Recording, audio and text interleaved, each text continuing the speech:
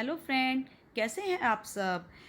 15-20 दिन में जून जाने वाला है और मानसून आने ही वाला है। और मानसून के आते ही हम प्लांट्स लवर के बहुत सारे काम बढ़ जाते हैं। जैसे हमें बहुत से पौधे लगाने हैं, कुछ हमें रिपोर्ट करनी है और कुछ की कटिंग लगानी है। और इन सब के लिए हमें अभी से तैयारी शुरू कर देनी चाहिए। हमें मानसून के आने से पहले ऐसे 7 काम करने हैं जो बहुत ही ज़रूरी है और जो हमें आज से ही करने चाहिए। वो 7 काम कौन से हैं, मैं आज आपको इस वीडियो में बताऊंगी। आप प्लीज़ वीडियो स्किप मत कीजिए। अगर एक भी काम छूट गया तो आपकी पूरी मेहनत बेकार हो जाएगी।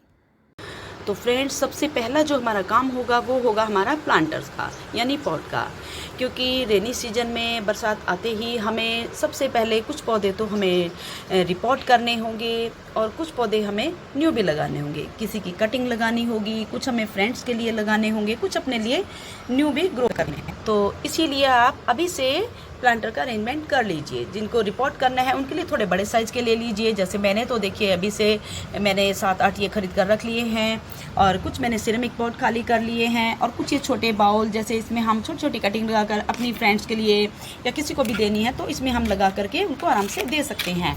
और जैसे ये ट्रे देखिए मैंने संभाल कर रख ली है। इसमें हम जैसे स्वीट्स वगैरह घर में कुछ भी आता है तो इसमें हम जो रिवर सैंड होती है वो डालकर और बहुत अच्छे से छोटी छोटी कटिंग हम लगा सकते हैं। और इसमें एक ही में देखिए हमारी बहुत सारी कटिंग लग जाएगी। तो इसीलिए आप भी अभी से इन सब का अरेंजमेंट कर लीजिए। और एक बात और फ्रेंड्स, इन सब के आप अभी से ही ऐसे होल भी चेक कर लीजिए। इनमें तो ऑलरेडी वैसे होते हैं, लेकिन जिसमें हमें कटिंग लगानी है जैसे प्लास्टिक के, देखिए मैंने तो अभी से इनमें सब में होल करके रख लिए हैं। आप भी ऐसे होल करके इनको रख लीजिए, क्योंकि कई बार क्या होता है फिर हम जल्दबाजी में होल करना भूल ही जाते हैं। तो फ्रेंड्स, प्लांटर के बाद सेकंड नंबर पे जो हमें कलेक्ट करके रखना है वो मैं आपको दिखाती हूँ। अब जैसे देखिए हमें कोकोपीट हमें अभी से तैयारी करके रख लेनी है, कोकोपीट ला करके, क्योंकि हमारी बहुत सी कटिंग जो है जैसे मनी प्लांट की हैं कोकोपीट में बहुत अच्छे से ग्रो होती हैं। और ये है हमारा स्टोन डस्ट, जैसे गुलदाउदी वगैरह या बहुत कटिंग ऐसी हैं जो स्टोन डस्ट में अच्छे से लगती हैं। और ये ड्रेनेज होल को कवर करने के लिए मैंने थोड़े से ये कंकर रख लिए हैं। और ये हमारा रिवर सैंड है। रिवर सैंड भी हमारे कटिंग के काम आता है। और हमारा पौधे ग्रो करने के लिए जब हम सॉइल तैयार करते हैं उसमें भी डालते हैं। कुछ ये ड्राई लीव्स हैं, कुछ ये गार्डन सॉइल है। जो हमारी पुरानी गार्डन सॉइल है उसको मैं निकाल करके अपने टेरेस पे अभी रख दूंगी। 4-5 दिन में अच्छे से उसमें धूप लग जाएगी। क्योंकि क्या होता है कि जब रेनी सीजन आ जाते हैं तो ग्राउंड सॉइल भी बहुत सॉगी हो जाती है, हमें लाने में भी बड़ी मुश्किल हो जाती है। तो इसीलिए अभी से हमें ग्राउंड सॉइल भी इकट्ठी कर लेनी चाहिए। उसको 1 हफ्ता भर धूप में रख देना चाहिए ताकि वो न्यू पौधे के लिए हमारे अच्छे से प्रिपेयर हो जाए। और फिर आता है हमारा ये नीम खली। मेरी ये थोड़ी सी रह गई है, मुझे 1-2 पैकेट और लेकर आने हैं।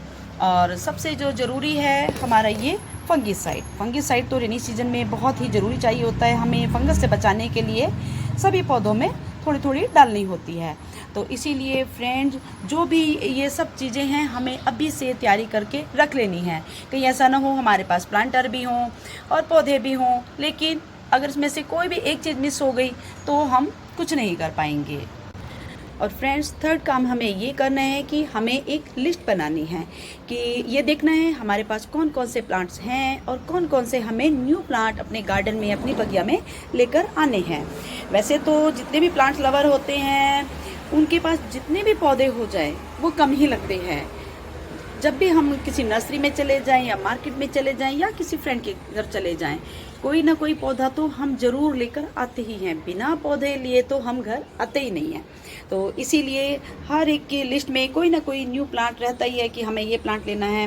तो इसलिए आप फटाफट पहले लिस्ट बना लीजिए कि ताकि आपको सोचना ना पड़े। आप जल्दी से नर्सरी में जाए और नर्सरी भी सिलेक्ट कर लीजिए कि हमें कौन सी नर्सरी से हमें कौन सा प्लांट लेना है। या किसी फ्रेंड से अगर आपको कोई कटिंग लेनी है तो उसको पहले ही बोल दीजिए कि भाई मुझे ये कटिंग चाहिए, इतने दिनों में मैं आपसे लेकर जाऊंगी।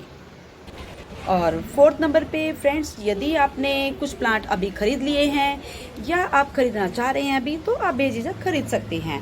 बस ख़रीदते टाइम आपको इस बात का ध्यान रखना है कि जो भी प्लांट आप ख़रीदें वो हेल्दी हो और अच्छी नर्सरी से ख़रीदा गया हो। और उसको अगर आप पॉली बैग में लेकर आए हैं तो अभी उसको रिपोर्ट करना थोड़ा अवॉइड कर दें। और प्लांट को ला करके आप ऐसी सेमी शेड की जगह पर प्लेस कर दीजिए जहाँ पर उसको डायरेक्ट सनलाइट ना लगे, और टाइम टू टाइम उसका पानी दीजिए, वाटरिंग का पूरा ध्यान रखिए, फिर आपको कोई भी प्रॉब्लम नहीं होगी। और जैसे ही मानसून आएगा आप उसको रिपोर्ट कर सकते हैं।